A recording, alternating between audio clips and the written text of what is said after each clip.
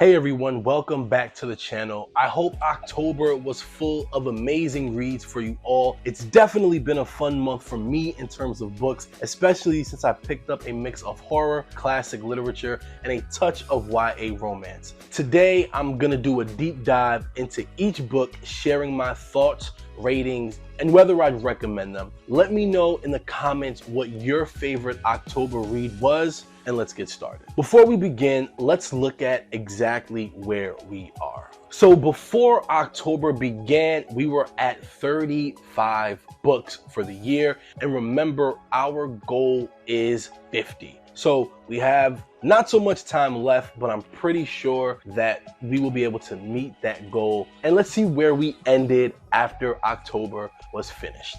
All right, so first up is The Invisible Man by Ralph Ellison. This novel was first published in 1952, and it is such a powerful exploration of race, of identity, the experience of being marginalized. The protagonist, who goes the whole story unnamed, describes his journey through different settings, from the South to Harlem, as he tries to make sense of his identity as a Black man in America. And so what I really loved about this book was Ellison's use of symbolism and how deeply he gets into the psychological and social struggles of his character. The title alone gives you a lot to think about. The narrator feels invisible because society doesn't acknowledge his humanity, and he's only seen as a stereotype or a problem to be solved. One of my favorite scenes is when he delivers a speech and is humiliated by the powerful men who claimed they were there to help. It's hauntingly relevant today as it was in the 50s, and it gives you such a layered view of both the individual and the systemic challenges the character faces. And the writing itself is rich and poetic, with moments that feel intense and surreal. It's not always an easy read, but it's one that makes you reflect on what it means to be seen or what it means to be invisible in society. And I'm giving this book a strong 9 out of 10. It is damn near perfect. And it's one of those novels that really sticks with you. And I think everyone should read it at least once. Book number 1.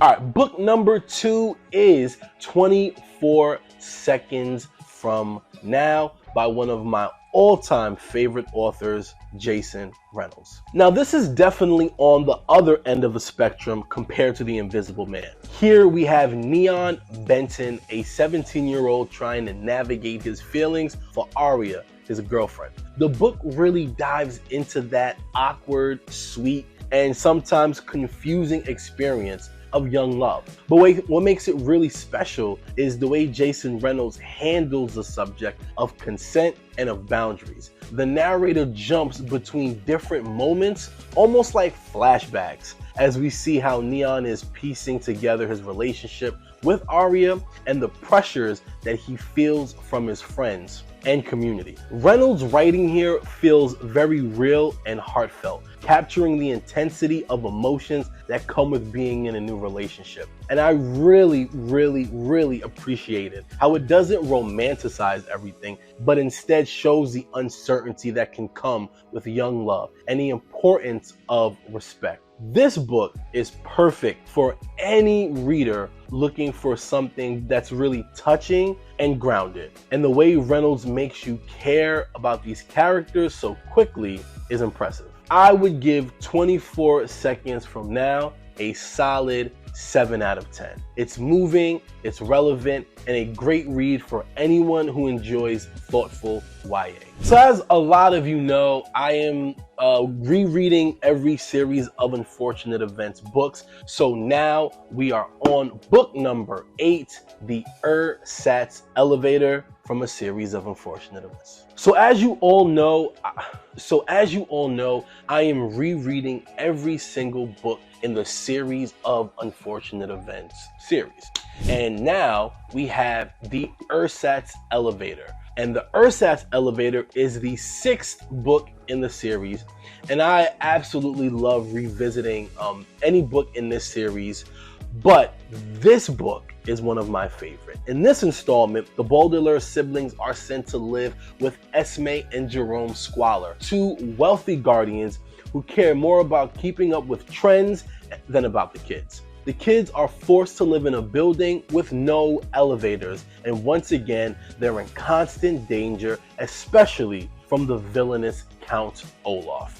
Now, I've said this time and time again, and I will continue to say this. Snickett's style is so unique. The dry humor, the ironic commentary, and the way he breaks down the fourth wall makes these books really fun and clever. Even though it's a children's series, there are a lot of darker undertones, like the way adults often ignore the kids' pleas for help, or how Olaf is able to manipulate and deceive people so easily. The whole series has the theme of resilience in the face of constant misfortune, which is pretty inspiring even as an adult. Now, this is probably my favorite book in the series, and I'm gonna give this book a 9 out of 10. I know that's pretty high for a book, but it's deeply humorous, a little nostalgic, and perfect for anyone who loves quirky gothic stories. All right, so it's Halloween. It was Halloween month, and I had to read something that was nostalgic from my childhood to really get me in the mood for Halloween. And so this one was a really, really fun throwback. We have Goosebumps, Say Cheese and Die. And it was definitely a great pick for October.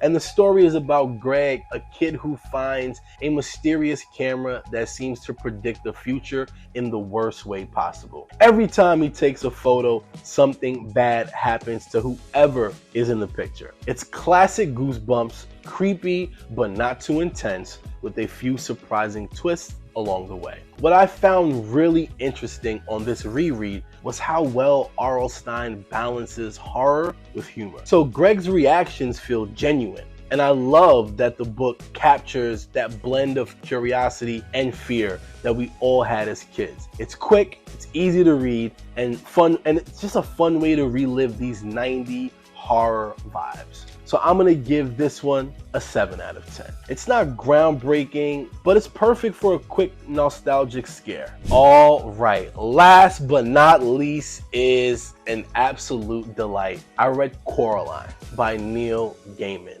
And if you haven't read this yet, it's about a young girl named Coraline who discovers a hidden door in her house that leads to a twisted version of her world, complete with an other mother who has buttons for eyes. This world is darker, creepier, and very unsettling.